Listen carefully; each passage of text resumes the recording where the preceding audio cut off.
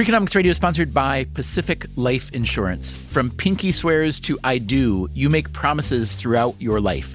For nearly 160 years, Pacific Life has been helping you keep them by protecting those who matter most. Pacific Life, the power of a promise. Ask a financial professional how Pacific Life can help you create a more confident financial future. Pacific Life Insurance Company, Omaha, Nebraska, and in New York, Pacific Life and Annuity, Phoenix, Arizona.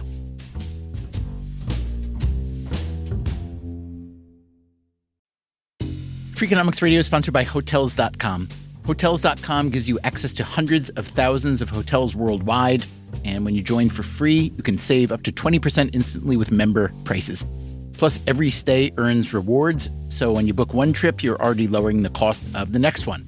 Hotels.com is simple, rewarding, and designed to help you get more out of every stay. Sign up for free and book today. Hotels.com. It's all in the name.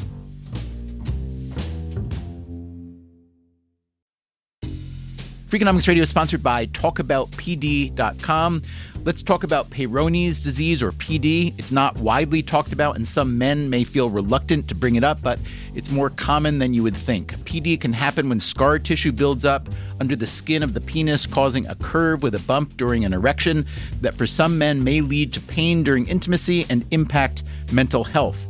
A trusted urology specialist can help diagnose PD and walk you through your options, including non-surgical treatment.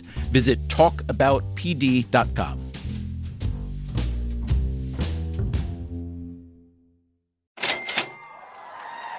And let me make this very clear. I will not raise taxes on the middle class of America.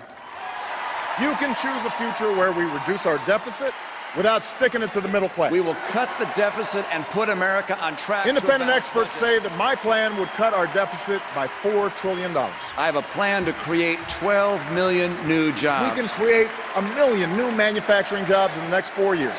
Now is the moment where we can stand up and say, you can make that happen. I'm an American. You can choose that future. I make my destiny. That's what we can do. We in deserve the next 4 better. years. My children deserve better. I'm running my for a family second term deserves better. as president My country deserves better. Brian, do you vote in presidential elections? I confess that I do not.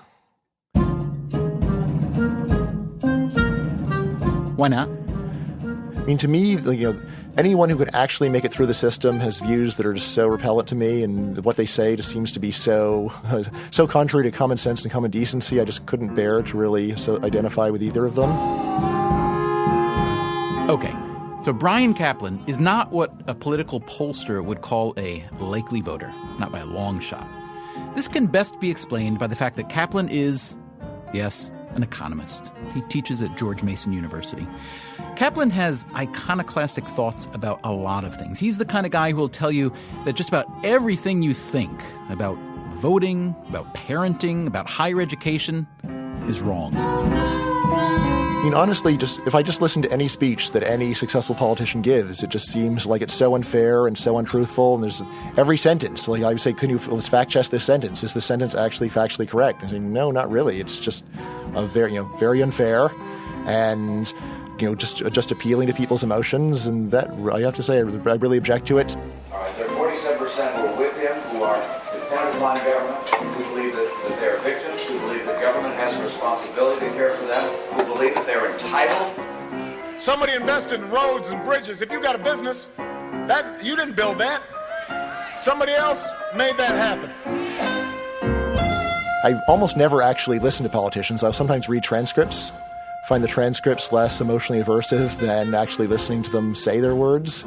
And when I read those transcripts, for no matter what the party the person is, I just think, I wouldn't give you a C in my economics class. This is just not acceptable for a person to be saying. It's just so wrong.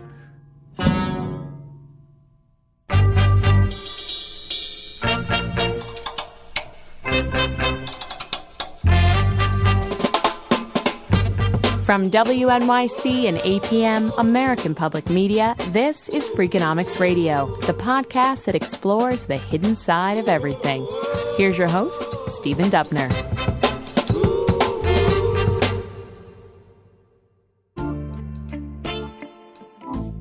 Before the last presidential election in 2008, when Barack Obama beat John McCain, Bryan Caplan published a book called The Myth of the Rational Voter: Why Democracies Choose Bad Policies. I mean, the background assumption is this. Everyone understands why dictatorships choose bad policies. There's some awful jerk at the head of a country running it like his own personal piggy bank. The puzzle, though, is why democracies would choose bad policies in a similar way. So in other words, the question, like everyone can agree that dictatorships choose bad policies. There's no big intellectual puzzle as to why that would happen. But the idea that democracies, which are run by the people or by the people elected by the people, would also make mistakes is the puzzle. So, you can think about the right way to read the title is Why Even Democracies Choose Bad Policies. The cover of Caplan's book shows a flock of sheep standing up like humans in a sort of military formation, ready to follow someone? We, the Sheeple. Right, so I'm really going against two different baseline wisdoms. One is with the public, just the idea that if a majority of Americans think something's a good idea, then it's right. Mm-hmm. You can see this in almost any presidential debate where someone will say, the American public wants this. And the last thing the other guy is going to say, well, that's true, the American public does want it, but the American public is mistaken for the following reasons. You never want to be the politician saying that. The idea that if something is popular, then it's a good idea is quite widespread in public opinion. At the same time, I also wanted to argue against a view that's become very common in economics and political science, which is that even if there's a lot of ignorance in the public, voters are factually mistaken on a lot of issues, nevertheless, it all balances out so that on average, if the public thinks something is a good idea, then it really is a good idea. Consider one topic that just about everyone cares about during the upcoming election: unemployment, or really employment. This issue is at the core of both the Obama and Romney campaigns. The argument is over how the Obama White House is done in creating jobs. But as Bryan Caplan points out, not all jobs are created equal. Some of them are what he calls make-work jobs, and that feeds a make-work bias. I mean, make-work bias is the view that you should judge the performance of an economy based on employment rather than production, which especially during recession is a totally natural view. But once again, if you step back and realize, well, suppose that we had thought this way in the 19th century. Someone comes up with new tractors, new fertilizer, new ways of growing food. Someone else says, well, wait a second, these are going to put farmers out of work. We should stop them. We should ban them. These innovations that sound good because they create more food are going to be bad because they're going to destroy jobs. If we'd listened to those people, we would still be farmers. We'd still be hungry because they weren't growing enough food then.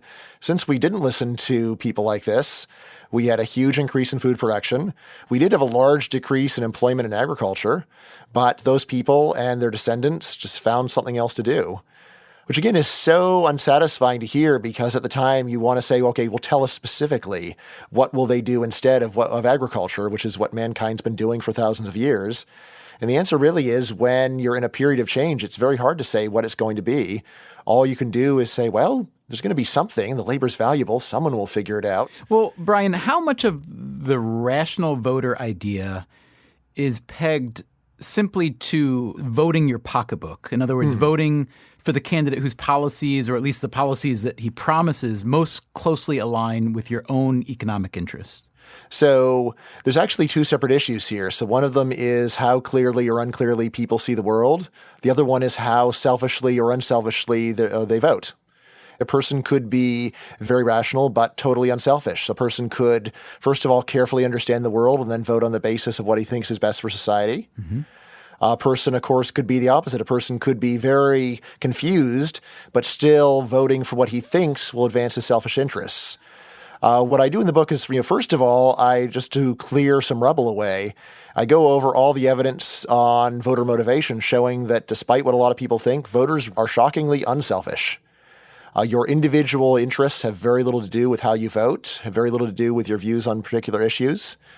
In general, it's not true that rich people are Republican, poor people are Democrats. There's a very slight tendency that way, but it's nothing like the picture that people have of all rich people vote Republican, all poor people vote Democrats. So that sounds kind of wonderful, yes? So far, so good. That actually does make democracy sound better.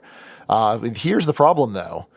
Even though it does look like people really are voting for what they believe to be good for their society, they actually seem to know very little about that. In fact, they have a lot of very mistaken views about how to advance their interests. And I say that's actually probably the worst possible case. The worst possible thing is to have people who have good motives but bad understanding, because then there's a lot of agreement and consensus about what we ought to be doing. The problem is just that what we think we ought to be doing is often ineffective or counterproductive.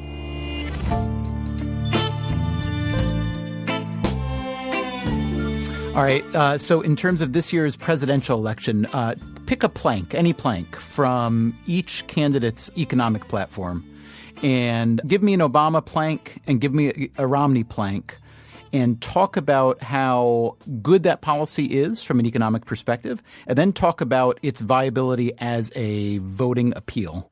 I mean, I'd be perfectly happy if you wanted to actually just give me a couple. Sure. So let's see. So President Obama has talked a lot about financial inequality, but also access to education, let's say, right? So he has made moves toward and talked about making more moves toward making college more affordable in more ways toward more people. Talk to me about that idea as a piece of economic policy, and then talk to me about it as a good piece of voter bait. All right. So, I mean, at minimum, in terms of economic policy, it's not at all clear that this is a good idea because we already have an enormously high dropout rate, especially for marginal students. Most of the, or at least a lot of the payoff from going to college comes from finishing. And yet, over the last decade or so, we've had a large rise in the number of people who start going to college, but the fraction that actually finishes has been very flat. So, I mean, it seems quite likely anyway that this is just going to encourage a lot of people to waste a couple of years of their life and get very little to show for it. And yet, what I just said is not anything you'd ever want to tell voters. You certainly don't want to get in front of a national audience and say, I think too many people would go to college. A lot of people aren't very serious. That's just the fact. A lot of people aren't meant for college. That sounds terrible. And therefore, campaigning on the idea of sending more people to college is a great thing to campaign on. Yeah, sounds great. And of course, we're going to pay for more of this stuff. Sounds good. I mean, who wants to pay for stuff? Right. And again, it's not just a selfish matter of I don't want to have to pay for my kid. No one should have to pay. Wouldn't that be great if no one had to pay? All right. And let's take something from Governor Romney's campaign. Let's say it's a tax issue, right? Let's say that the Romney camp describes President Obama's forward-looking tax policy as wanting to raise taxes on the highest earners, whereas Governor Romney would argue and has argued that that would be a mistake because it would disincentivize small businesses and maybe large, and that there comes a certain point at which raising taxes rather than or at the expense of cutting spending is counterproductive. How does that rank as an economically sound or unsound issue in your view? And how does it rank as, again, voter bait? I mean, that one is kind of funny because if you take a look at voters' views on government spending, they're literally contradictory. Voters in general favor lower spending overall, but for virtually every category of spending, they want to spend more. So this is the kind of thing where if you say it right, almost anything can be good. But if you say it wrong, almost anything can be bad. When a politician says we need to cut spending, that is a popular appeal. The only problem is if someone says, okay, which kind of spending? Oh, let's cut the waste. Can you identify the waste specifically? Is there something that it actually is? So that's the problem. I mean, what I would say is that, in general, Republicans try to tap into the general public desire for lower spending. They also try to very carefully tap into the public's resistance to cutting any particular kind of spending. So even though Republicans know very well that to really cut spending, you've got to cut entitlements. You've got to get Social Security, Medicare, Medicaid under control. Those are really the fast-growing areas of spending. But Republicans are very careful electorally not to name any of those because people are going to say, wait, when I said cut spending, I didn't mean cut any of the kinds of spending we like, which are basically all of them except for foreign aid.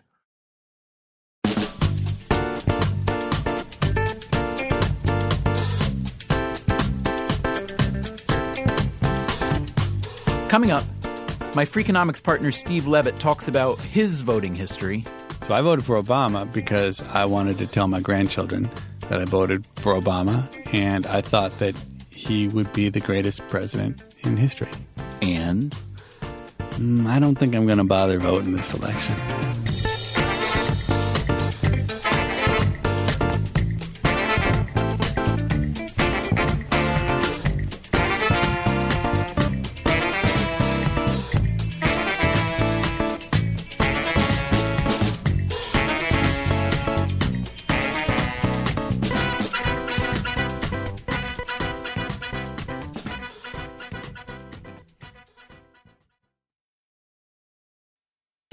Freakonomics Radio is sponsored by Figure. Did you know that 40% of homeowners own their home outright? If that's you, don't let your equity sit idle. Tap it with a home equity line of credit. Figure, the #1 non-bank HELOC lender in the U.S., helps tap equity you've built in your home so you can do things like tackle a renovation or pay down debt. HELOC is a line of credit secured by your home. You can draw what you need, repay, and draw again. Figure offers a 100% online application. Get approved in 5 minutes and funding in as few as 5 days. It's faster than a bank loan and cheaper than a personal loan. Check your rate today without impacting your credit at figure.com/Freakonomics. This post is sponsored by Figure, NMLS ID 1717824. Figure is an equal housing lender. For more information about their licensing, visit nmlsconsumeraccess.org. Figure's HELOC is subject to credit approval and terms apply. Freakonomics Radio is sponsored by Principal, the perpetual pen tapper, the arbitrary fridge reorganizer, the holiday party planner that starts in May. Principal knows that your star employees have their work quirks. Principal also knows how much those employees mean to your business. You need them. They need benefits. Work with Principal so they can help your team with a retirement and benefits plan that's right for them. Principal Life Insurance Company, Des Moines, Iowa.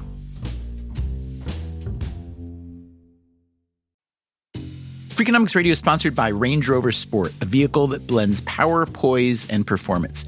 With a distinctly British design, the Range Rover Sport is built to take on roads anywhere.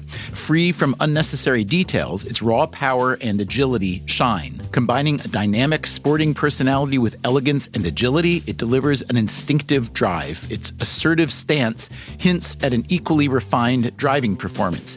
Defining true modern luxury, the Range Rover Sport features the latest innovations in comfort and convenience. The cabin air purification system, alongside the active noise cancellation, creates a new level of quality, comfort, and control. Terrain Response 2 offers 7 terrain modes to choose from, fine-tuning the vehicle for any challenging roads ahead. A force inside and out, the Range Rover Sport is available with a choice of powerful engines, including a plug-in hybrid with an estimated range of 53 miles. Build your Range Rover Sport at rangerover.com/US/sport. From WNYC and APM, American Public Media, this is Freakonomics Radio. Here's your host, Stephen Dubner.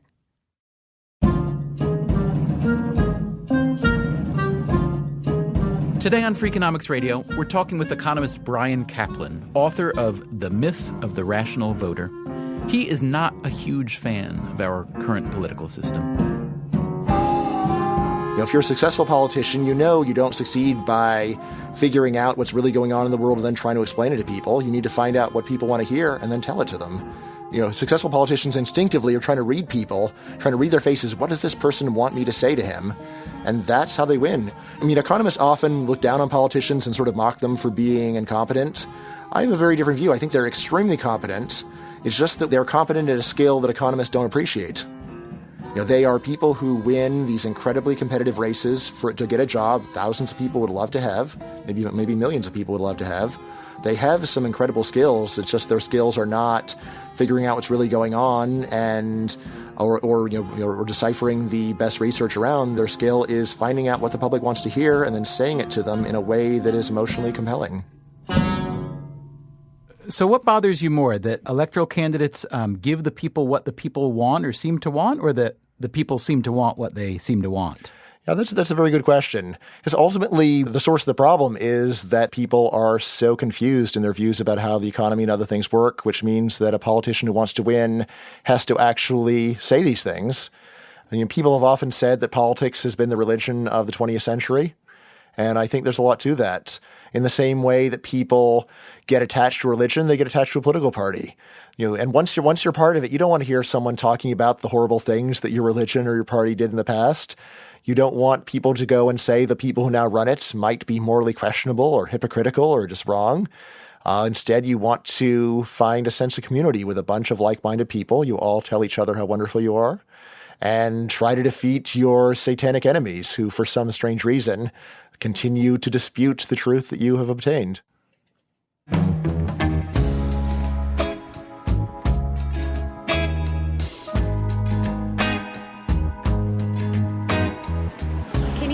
couple of questions for Freakonomics Radio.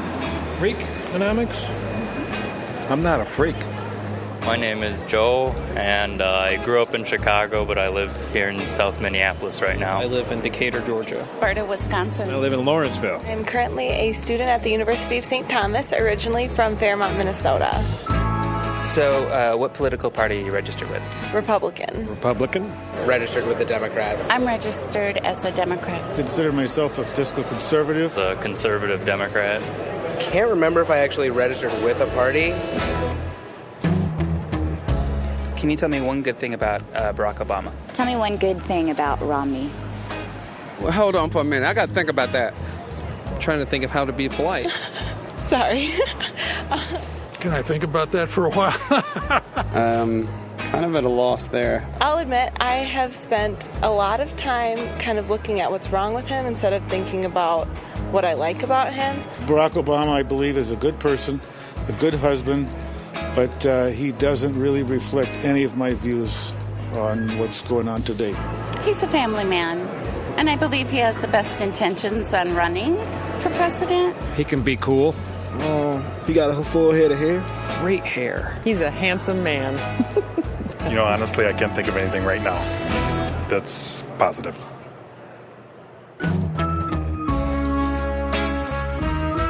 People are always talking about the dispiritingly low voter turnout rate in the U.S. It's less than 60% for a presidential election. But after hearing Brian Kaplan talk for a while, you may ask yourself a different but equally dispiriting question. Why is voter turnout even that high? I asked my Freakonomics friend and co-author Steve Levitt about this recently. He's an economist at the University of Chicago. So, Levitt, how can you in your life when you wander around tell the difference between a smart person and a not-so-smart person? Well, one good indicator of a person who's not so smart is if they vote in a presidential election because they think their vote might actually decide which candidate wins. Well, that sounds anti-American, doesn't it? And that's a terrible heresy you're saying aloud. Well, you know us, Dubner. Well, we try to tell the truth. And the fact is that there has never been and there never will be a vote cast in a presidential election that could possibly be decisive. And one thing we see for sure, and you saw it in the Gore versus Bush election, is that if it's even within thousands of votes, it's not the votes themselves that decide the election because nobody can figure out how many votes are really cast. It's the courts that always decide, the judges who always decide. It's virtually impossible that any vote you cast in a national election could ever actually be decisive. But don't you think that people pretty much know that by now, that people are aware of electoral versus popular vote? And, if you live in a state like I do, New York, or where you do, Illinois, it's kind of a foregone conclusion. So let's assume that most people kind of think about that and know that. What drives them to do it anyway? I mean, people complain about low voter turnout. Sounds like you're saying it's strange that it's even as high as it is, around 50%. Yeah, so I think you're right that most people understand that their vote doesn't really matter for the election, which is exactly why I said that I think it's only the not-so-smart people who vote because they're actually going to influence the election. I think the reason most people vote, and the reason that I occasionally vote, is that it's fun. It's fun to vote. It's expressive, and it's a way to say the kind of person you are, and it's a way to be able to say when something goes wrong when the opponent wins, well, I voted against that fool, or when something goes right when you voted for a guy to tell your grandchildren, well, I voted for that president. So I have nothing wrong with voting. Just I think you can tell whether someone's smart or not so smart by their reasons for voting. Why did you vote for Obama for president in 2008? So I voted for Obama because I wanted to tell my grandchildren that I voted for Obama, and I thought that he would be the greatest president in history. And? I don't think I'm going to bother voting this election. So, Levitt, some places around the world have essentially mandatory voting. Australia, for one. I don't really know too many of the details about it. But as a citizen, you must vote. And there are different incentives for voting and penalties for not voting. Do you like that idea for here? I think it's totally backwards. Why would you want people who aren't interested in voting? Why would you want to compel them? These are either people who are uninterested in voting, uninformed, indifferent between the candidates. Those are exactly the wrong people to try to get to vote. If anything, I think you want to go the other direction and find ways to let people who care a lot vote repeatedly. That's really more in the spirit of trying to get to the right answer. That way you get the people who have the strongest convictions acting most aggressively to express those convictions.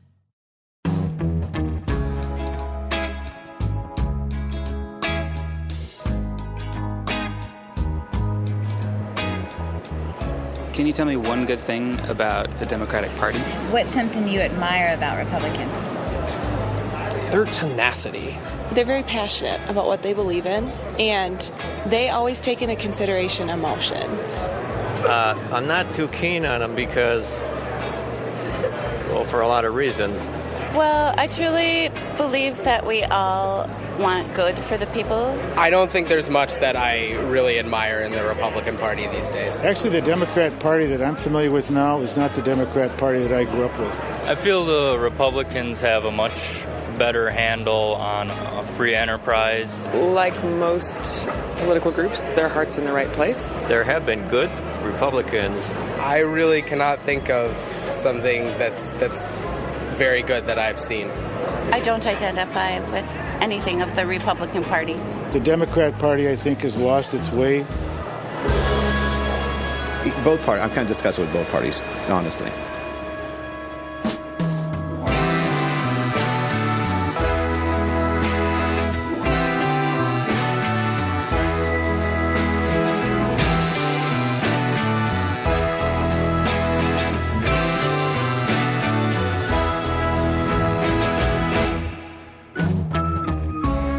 In our next Freakonomics Radio podcast, what do you do when you're a dad and your little girl wants to know how to get the best candy on Halloween night? That's easy. You write to Freakonomics. How to get the most bang for your buck, treats for your trick, Snickers in your knickers. That's coming up on the next Freakonomics Radio podcast.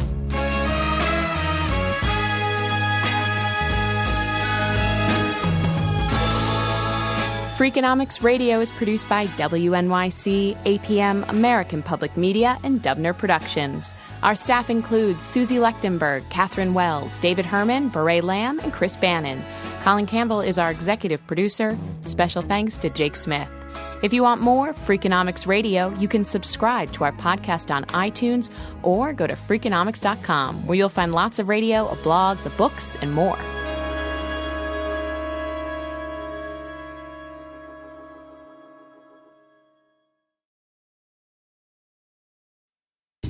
Freakonomics Radio is sponsored by Ozempic. Innovation happens through rethinking what's possible, and when it comes to GLP-1s, Ozempic pill does just that.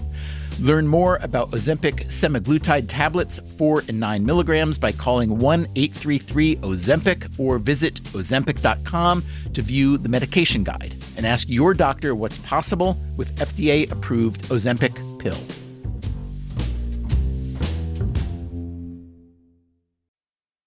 Freakonomics Radio is sponsored by Vitamix. According to the LA Times, the average American home contains 300,000 items, including a staggering number of appliances. All those gadgets, just clutter. But there's one tool that delivers what a dozen others only promise. From pureeing to chopping, Vitamix blenders bring the power of an entire kitchen to your countertop, offering enduring performance and precision you can count on. In a world full of clutter, do more with less. Visit Vitamix.com and shop now. Hi, I'm Angie Hicks, co-founder of Angie, and one thing I've learned is that you buy a house, but you make it a home. Because with every fix, update, and renovation, it becomes a little more your own. So you need all your jobs done well. For nearly 30 years, Angie has helped millions of homeowners hire skilled pros for the projects that matter. From plumbing to electrical, roof repair to deck upgrades. So leave it to the pros who will get your jobs done well. Angie, the one you trust to find the ones you trust. Find a pro for your project at Angie.com.